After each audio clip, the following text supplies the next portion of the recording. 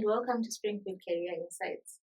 Tonight, we speak to the young person who has been disappointed, the parent who has been discouraged, and the family that has faced more setbacks than successes. Life has a way of breaking confidence through failure, rejection, unemployment, heartbreak, or simply the slow exhaustion of trying and trying with little to show for it. Many young people are not struggling because they lack ability. They are struggling because life has shaken their belief in themselves. And without confidence, even the simplest opportunities feel out of reach. So we ask, how does a young person rebuild confidence after life has knocked them down? And what daily practices restore self-belief, strength, and the courage to try again? To guide us through this restorative and empowering conversation, we are joined by His Excellency Dr. Godfrey Gandawa, President of Springfield Research University, Architect of Education 6.0, and a continental voice on resilience, human behavior, and personal restoration. President, welcome. Thank you, Doctor. At Springfield, we teach that confidence is not a personality trait. It is a discipline.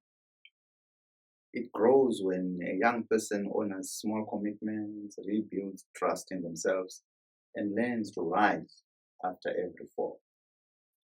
When we treat setbacks as lessons, not as labels, we rediscover the strength that life tried to take away from us.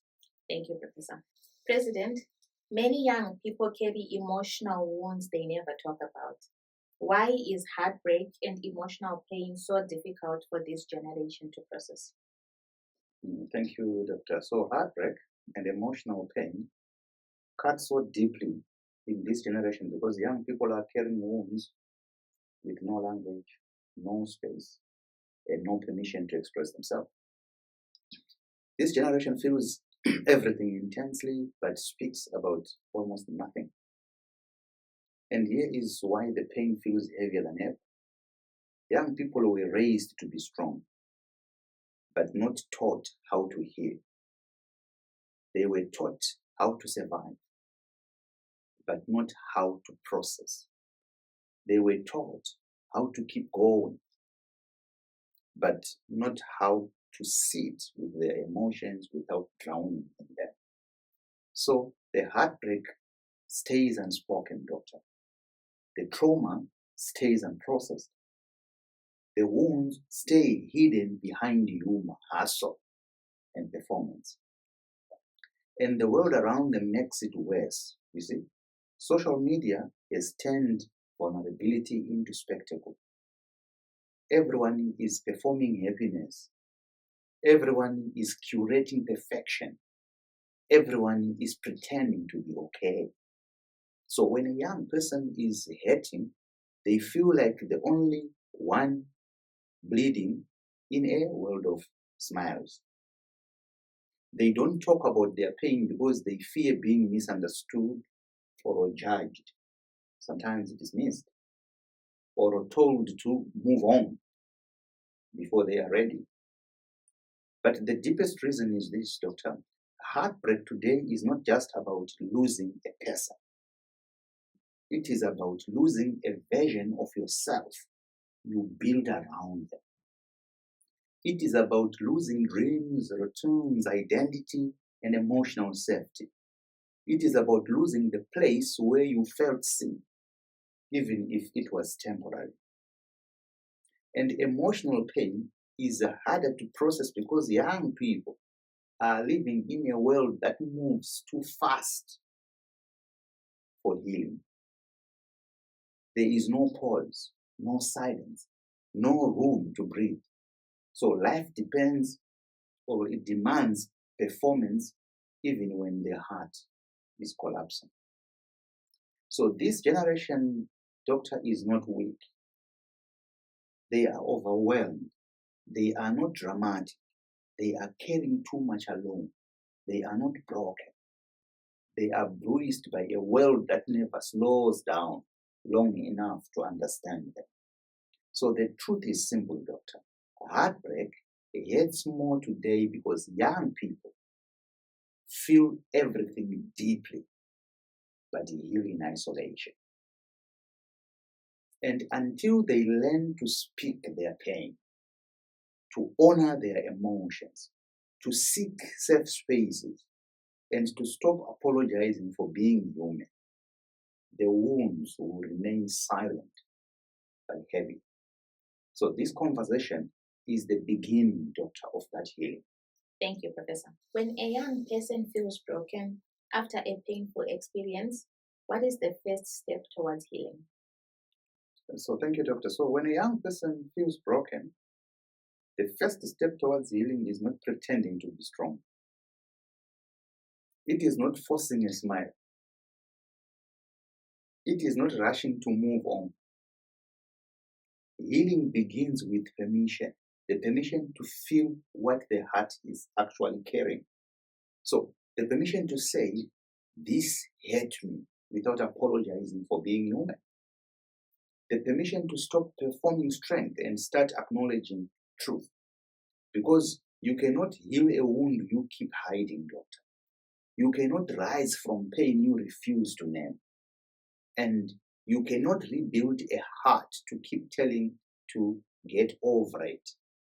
So the moment a young person allows themselves to feel honestly, gently, without judgment, the weight begins to shift. So the heart begins to breathe again.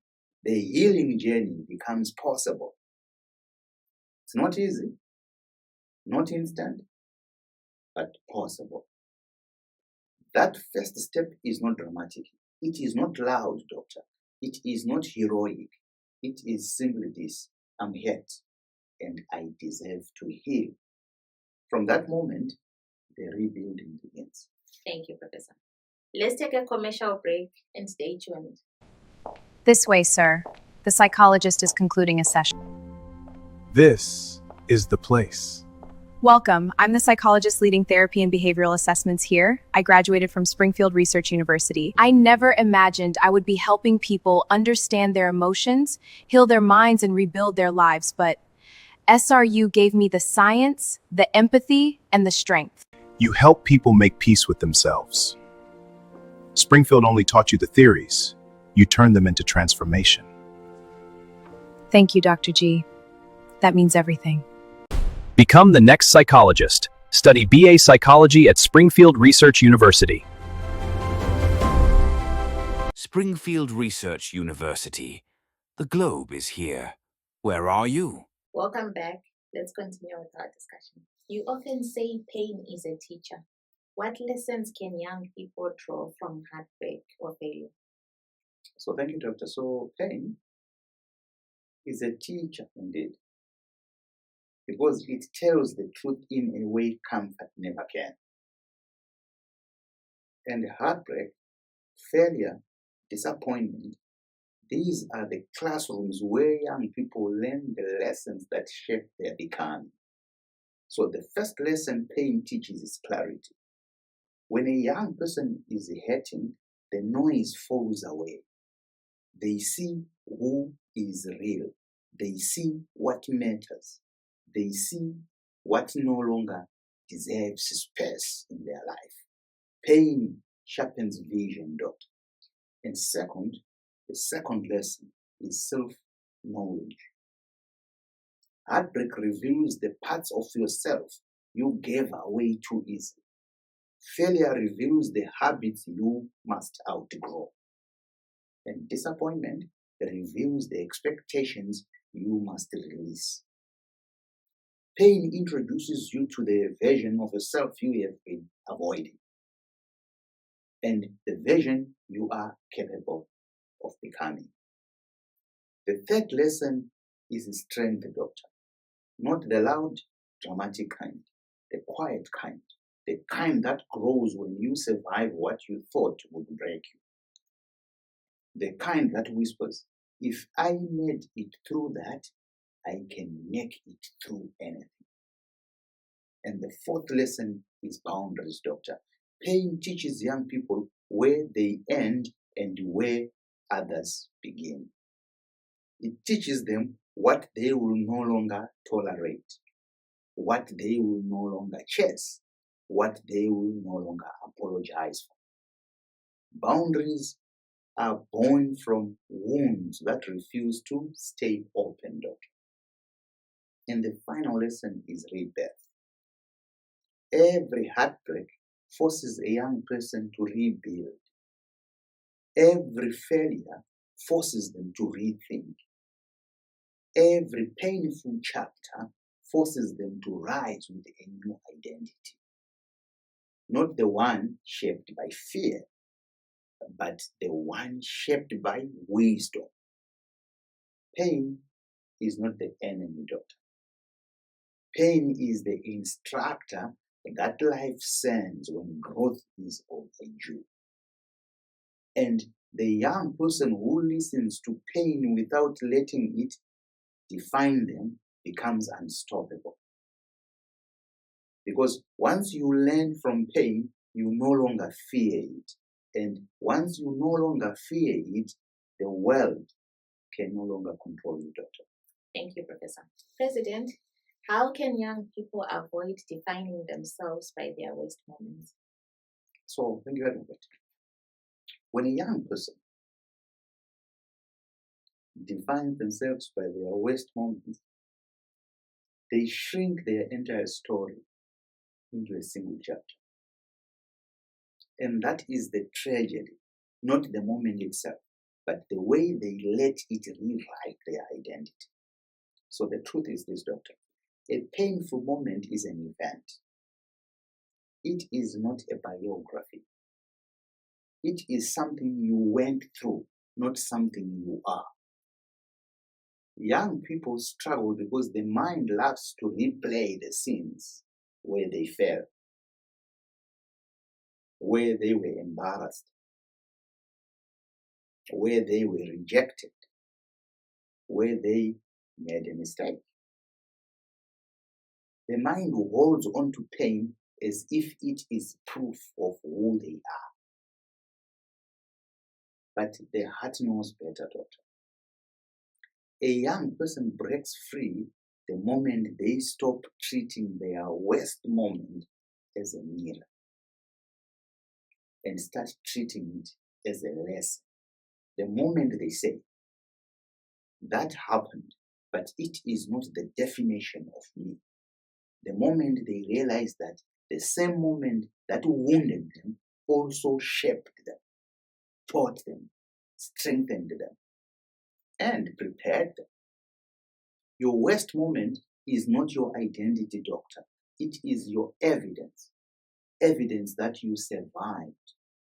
Evidence that you grew. Evidence that you kept moving even when you felt broken. And here is the shift that liberates young people.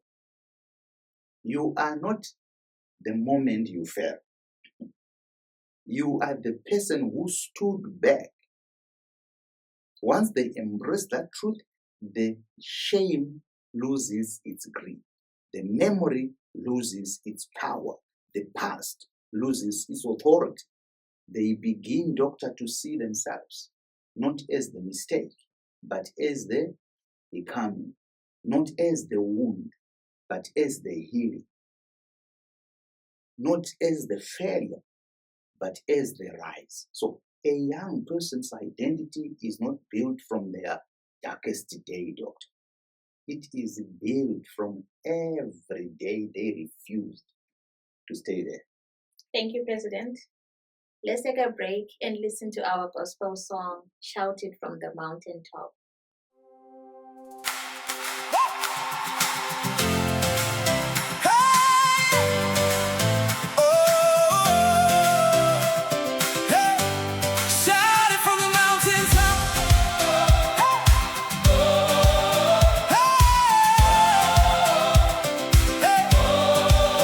I've seen your hand deliver. I watched your power move. I felt your mercy cover me in ways I never knew. Now my heart is overflowing.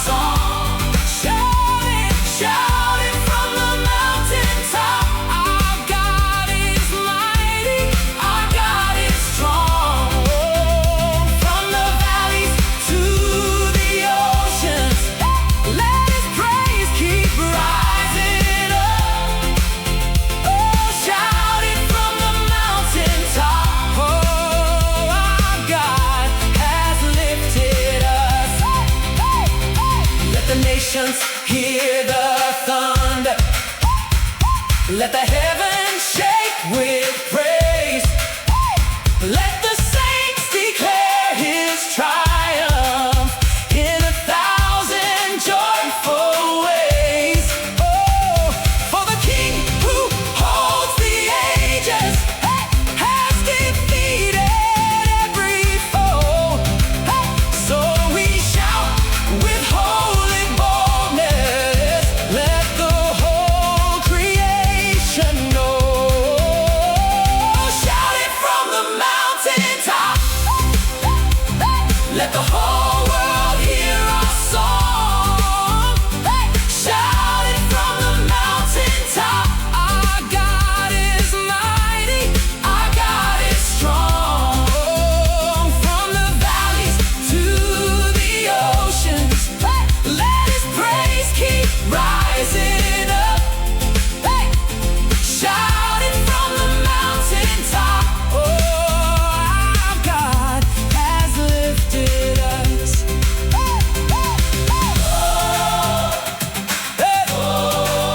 Kimemeza esitabeni.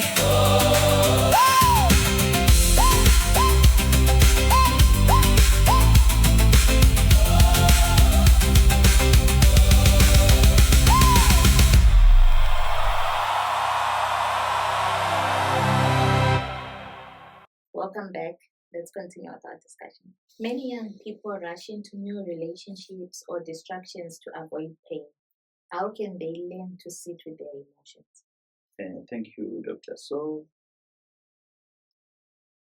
young people rush into new relationships, new distractions, I call it, new noise, because silence feels dangerous. Silence exposes the wound, Doctor. Silence forces you to hear the truth you have been avoiding. And silence makes the heart speak. And many young people are terrified of what their heart will say. But learning to sit with your emotions is not punishment. It is liberation, Doctor. It is the moment you stop running from yourself and start returning to yourself. So a young person learns to sit with their emotions when they stop treating feelings as emergencies and start treating them as information. When they stop believing that pain will drown them and start realizing that pain is simply asking to be acknowledged. When they stop filling every quiet moment with the noise and start allowing their heart to breathe. Sitting with your emotions means giving yourself space to feel without rushing to fix. So many people rush to fix before they feel. So it means letting the sadness speak without silencing it with a new relationship. It means letting the disappointment settle without burying it under entertainment. It means letting the heartbreak unfold without forcing yourself into the arms of someone new. And here is the truth many young people never hear, Doctor. You cannot heal what you keep replacing. You cannot grow from what you keep avoiding. You cannot understand yourself if you never sit with yourself. When a person or a young person finally pauses, when they finally allow the emotion to rise, to be felt, to be named, the fear begins to shrink. The wound begins to soften, Doctor. The heart begins to reorganize itself. Sitting with your emotions is not weakness. It is emotional maturity, Doctor. It is self-respect. It is the foundation of real healing. Because once you learn to sit with your emotions, you stop running into the wrong arms. You stop chasing the wrong distractions. You stop repeating the same old cycles.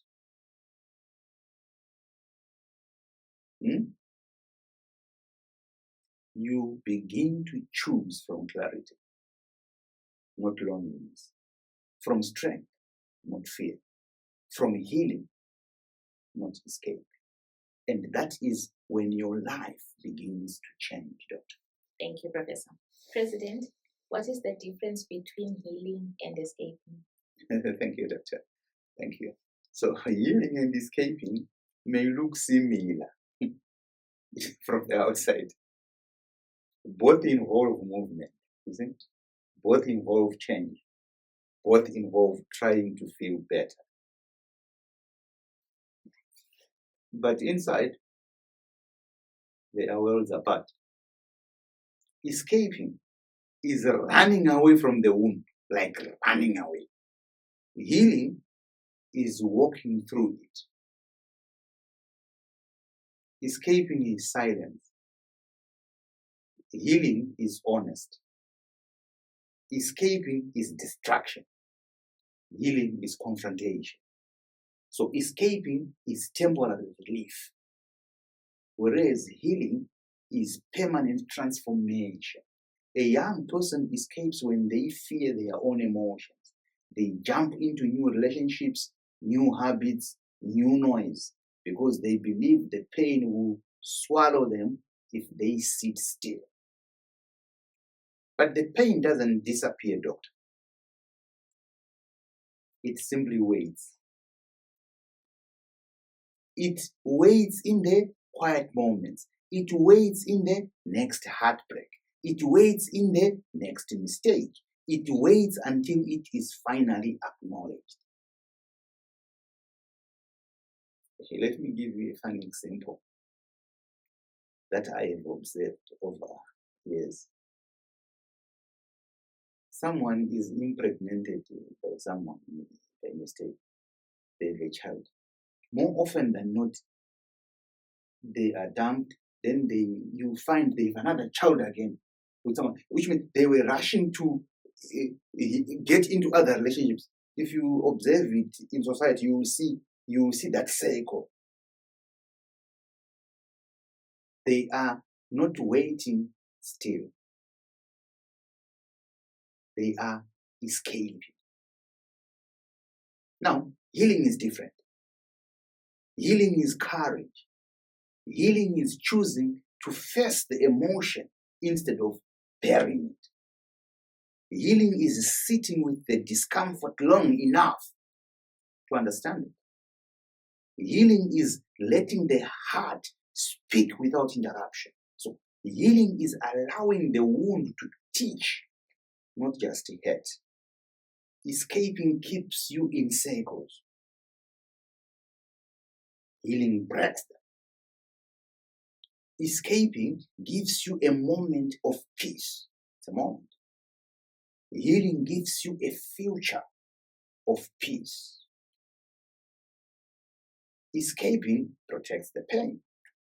Healing releases it. And here is the truth young people must hear, Doctor. You cannot heal in the same place you go to hide. You cannot grow in the same space you used to numb. You cannot become whole while running from the pieces. Healing begins when a young person or a person finally says, I am ready to feel this, so I can finally be free from it. That is the difference. That is the turning point, Doctor. And that is the beginning of becoming. Thank you, President. Let's take a break and listen to our gospel song, Teach My Heart to Follow You.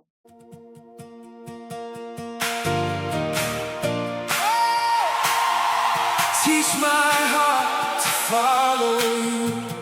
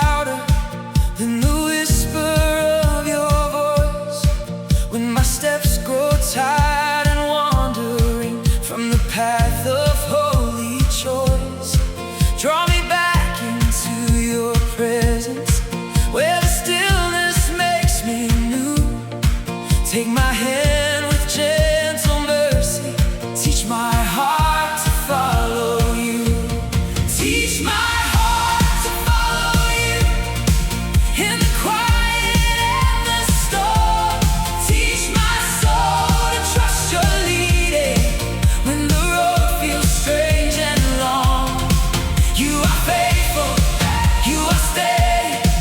Every promise stands as true. Teach my heart, oh Lord of mercy. Teach my heart to follow you.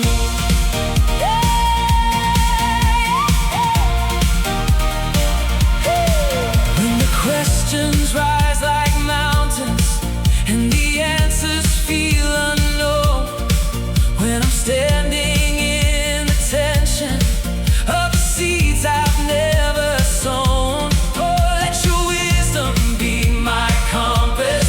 Let your truth be what I choose. Guide my steps with holy kindness. Teach my heart to follow you. Oh, teach my heart to follow you in the quiet and the storm. Teach my soul to trust your leading when the road feels strange and long. You are faithful, you are steady. Every promise stands as true. Teach my heart, oh Lord of mercy. Teach my heart to follow you. Lead me where your love is moving. Lead me where your peace abides. Lead me deeper into surrender, where my will meets yours in stride. For the one who walks beside me knows the way I'm walking through. So I yield my every moment. Let my heart be taught by you.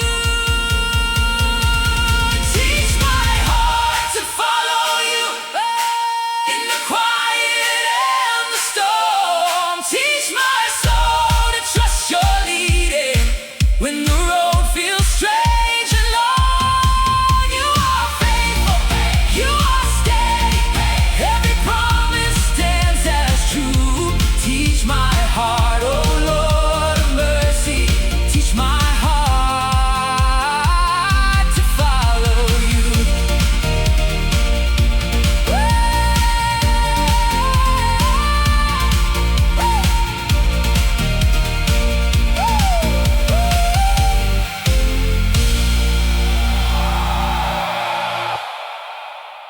Welcome back.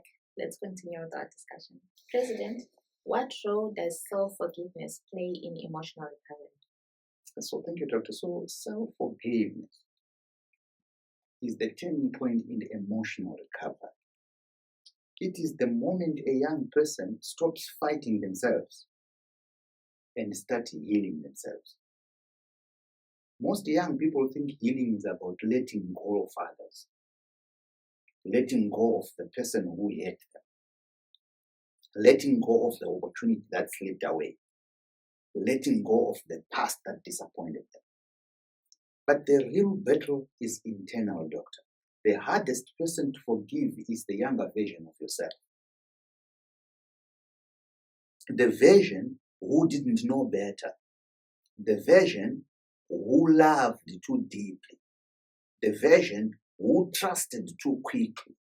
The version who stayed too long. The version who walked away too late. The version who made decisions from fear, loneliness, confusion, or hope. So self-forgiveness is the moment you stop punishing that version of you. Because you cannot heal while attacking yourself, you see. You cannot rise while dragging your own shame. You cannot rebuild while believing you deserved the pain.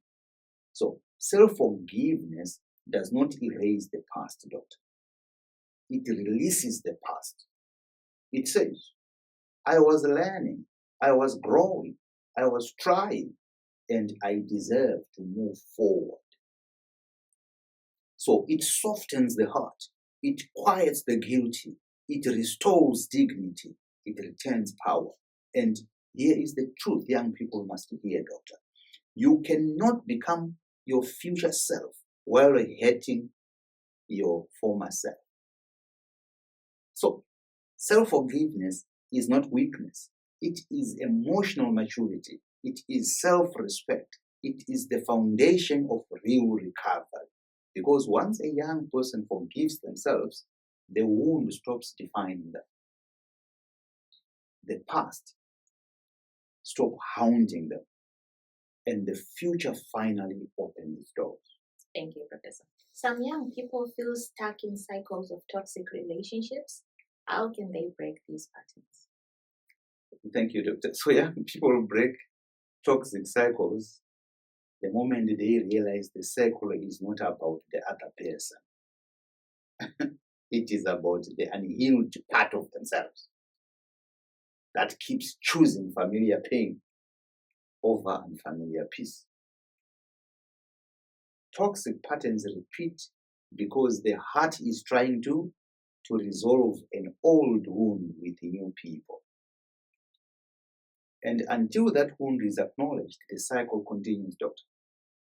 So a young person breaks the pattern when they pause long enough to see the truth behind their choices. When they stop confusing intensity with love. When they stop mistaking chaos for passion. When they stop accepting the bare minimum because they fear being alone. When they stop returning to what hurts simply because it is familiar or it feels familiar. The cycle breaks when they finally choose themselves, when they raise their standards, when they honor their boundaries, when they heal the part of them that believed pain was normal, when they stop negotiating their worth just for feeling wanted or to feel wanted. And the moment they evolve, the pattern collapses, not because they forced it, but because they outgrew it. So a healed young person no longer entertains what once trapped them, Doctor. They no longer chase what drains them. They no longer apologize for wanting peace. They no longer refuse or confuse attention with affection. They begin to choose differently. They begin to love differently. They begin to live differently. And that is how the cycle ends, Doctor. You don't apologize for your peace. To end the cycle, you need to be disciplined. And not with a dramatic exit, but with a quiet transformation. Thank you, Professor. President, how can young people rebuild trust after betrayal or disappointment? Thank you, Doctor. So trust begins to rebuild the moment a young person stops rushing to feel okay. Start honoring what the experience actually did to them. Because you cannot rebuild trust on top of a wound you refuse to acknowledge. You cannot rebuild trust while pretending you are unaffected. You cannot rebuild trust while skipping the part where you heal. So a young person must first trust themselves again, their instincts, their judgment, their ability to choose better. Because betrayal doesn't just break trust in others, Doctor. It breaks trust in yourself. And until that inner trust is restored, so every relationship feels like a risk. Rebuilding trust is not about going back. It is about moving forward with wisdom. It is about allowing actions to speak louder than apologies. It is about watching consistency instead of believing promises. It is about choosing boundaries instead of choosing fear. Doctor, it is about giving trust slowly, intentionally, and with awareness, not blindly, not desperately, not automatically. And here is the truth young people must hear, doctor. You do not rebuild trust by forgetting what happened. You rebuild trust by learning from what happened. You rebuild trust by becoming someone who honors their own worth. You rebuild trust by refusing to settle for emotional uncertainty. You rebuild trust by choosing relationships that feel safe, not dramatic. You rebuild trust by allowing people to earn their place in your life.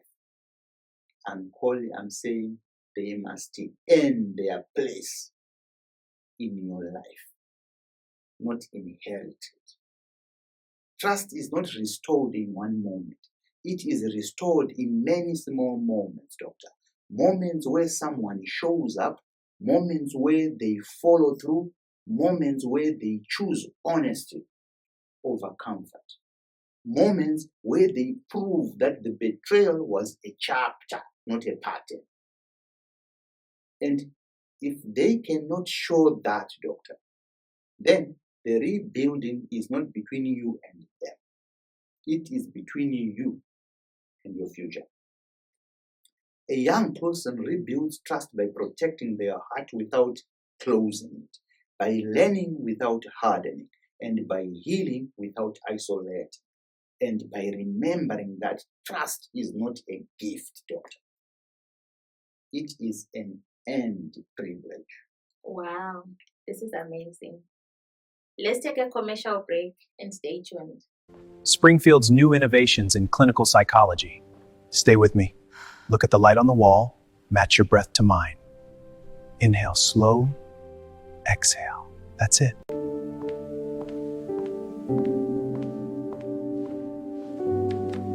What you did in there was extraordinary. Where did you train? Springfield Research University.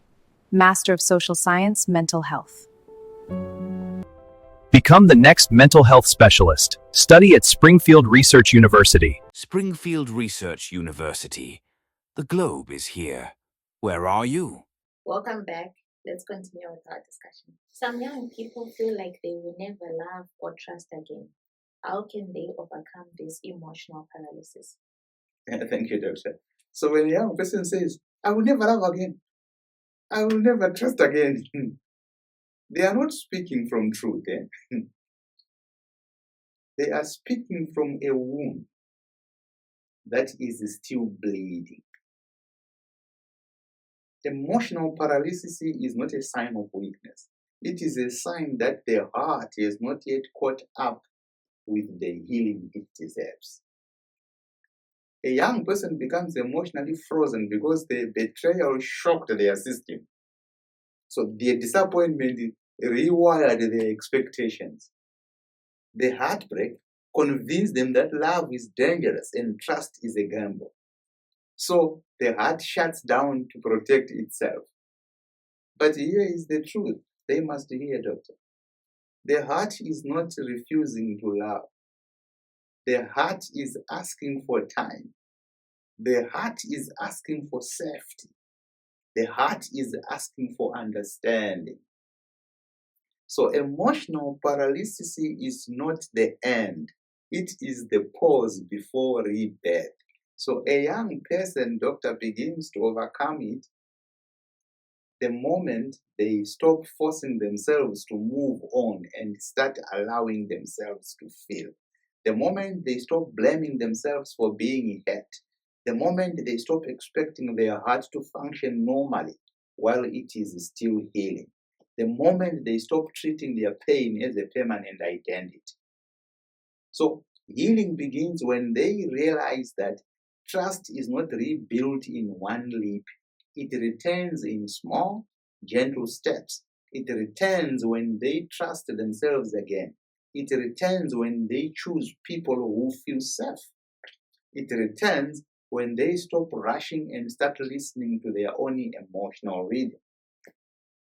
And love Love returns when the heart remembers that it was made to feel deeply, not fear deeply.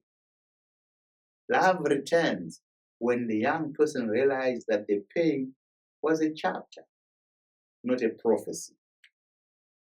Love returns when they understand that the right person will not trigger their wounds.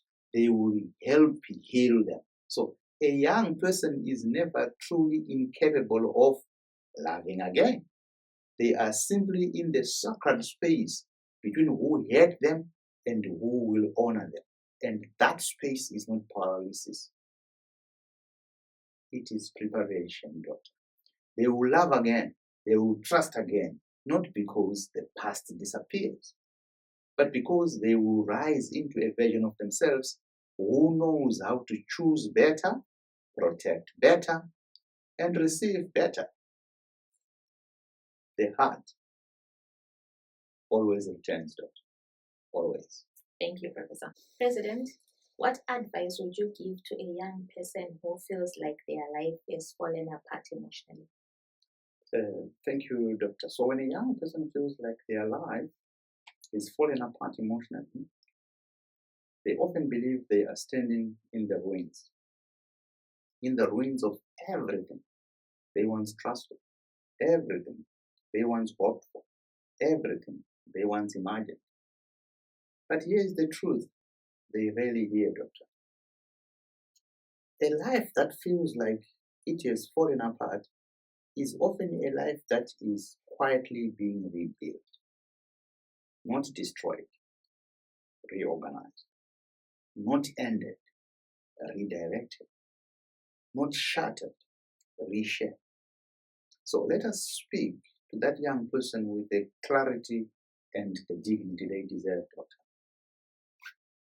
When life collapses emotionally, the first instinct is panic. The second is shame. The third is isolation. But the real turning point comes when they realize that collapse is not the enemy. Denial is. A young person begins to rise the moment they stop pretending they are fine. The moment they stop apologizing for being overwhelmed. The moment they stop expecting themselves to function normally while carrying emotional debris. The heart needs space to breathe. The mind needs permission to slow down. The soul needs room to reorganize itself, doctor. And here is the message they must hold on to. Nothing is wrong with you. Something happened to you. And you are allowed to take time to recover from it. You rebuild by grounding yourself in small, steady truths. You are still here. You are still becoming. You are still capable of joy. You are still worthy of love. You are still allowed to dream again. You rebuild by taking life one honest moment at a time. You rebuild by letting go of the pressure to bounce back. You rebuild by choosing gentleness over self-punishment. You rebuild by surrounding yourself with people who see you, not just your struggle. You rebuild by remembering that emotional collapse is not a sign of failure. It is a sign that you have reached the limit of carrying everything alone. And the most powerful truth of all, when everything falls apart, it is often because the version of you that was surviving can no longer contain the version of you that is meant to rise. This is not the end of your story. This is the chapter where you learn who you truly are. Thank you, Professor. Finally, President, what is your message to every young person trying to heal from heartbreak, failure, or emotional wounds they never expected? So thank you, doctor. Thank you. So to every young person healing from heartbreak, failure, or emotional wounds they never saw coming. Hear this with your whole spirit. What happened to you was real. The pain was real. The shock was real. The disappointment was real. The breaking was real. But so is your ability to rise. You are not standing in the ruins of your life. You are standing at the beginning of a new chapter that pain forced you to open. A chapter where you finally meet the version of yourself that only struggle could reveal. You are not weak for hurting. You are not broken for feeling lost. You are not behind because your heart needs time. You are not failing because you are still learning how to breathe again. You are human. You are becoming. You are evolving. And here is the truth you must hold on to. The wound that shocked you will not define you. The heartbreak that shattered you will not end you. The failure that humbled you will not limit you. The disappointment that bruised you will not break your future. You are allowed to take your time. You are allowed to rest. You are allowed to rebuild slowly. You are allowed to feel everything without apologizing for any of it. So, healing is not a straight line. Healing is not a performance. Healing is not a deadline. Healing is a return. A return to yourself, a return to your worth, a return to your clarity, a return to your power. And when you rise, because you will rise wiser, you will rise softer, you will rise stronger, and you will rise more aware of who deserves access to your heart. Your story is not over. Your spirit is not finished. Your future is not cancelled. You are simply in the sacred space between who hates you and who you are becoming. And that becoming will be beautiful. Thank you, Doctor, for having me. Thank you, President, for reminding us that confidence is not the absence of failure. It is the courage to rise again. Your message tonight restores hope and strengthens resilience. To our audience, if you're ready to rebuild your confidence and rise from your setbacks, Springfield Research University invites you to join a community where resilience is taught and practiced. Visit www.springfieldresearchuniversity.net to begin. This brings us to the end of tonight's edition of Springfield Career Insights. May your setbacks become your strength. I am Clarence, your host. Good night. Incorporating English for a multilingual tapestry. Genjabulo sihlomela impilo leyinhle lena. Hey hey, siyakhuphuka, siyakhuphuka, tikiti lethu lungakiwa. Hey hey, siyakhuphuka, sonke siyavumelana, ngemjululo muhle sonke similela. Hey hey, siyakhuphuka, siyakhuphuka, tikiti lethu lungakiwa. Hey hey hey, siyakhuphuka, sonke siyavumelana, ngemjululo muhle sonke similela. Welcome to Springfield Research University. How may I assist you today? I'm here to co-op postgraduate research. Of course. Please follow me. The Dean of Research will assist you. This is our research wing. We're very proud of it. It's incredible. So much happening. Every day, our scholars push boundaries. I can see that. It's inspiring. Welcome to the Center for Postgraduate Studies. Here, our PhD MPhil programs span the frontiers of human knowledge. Within each domain, you may specialize or transform dates.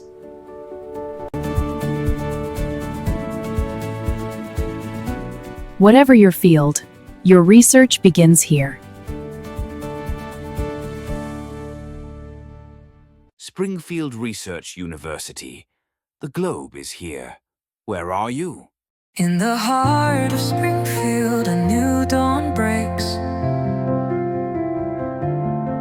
With Channel Yamaswati, our future takes shape. Career insights, knowledge shared so bright. Together we rise, reaching new heights.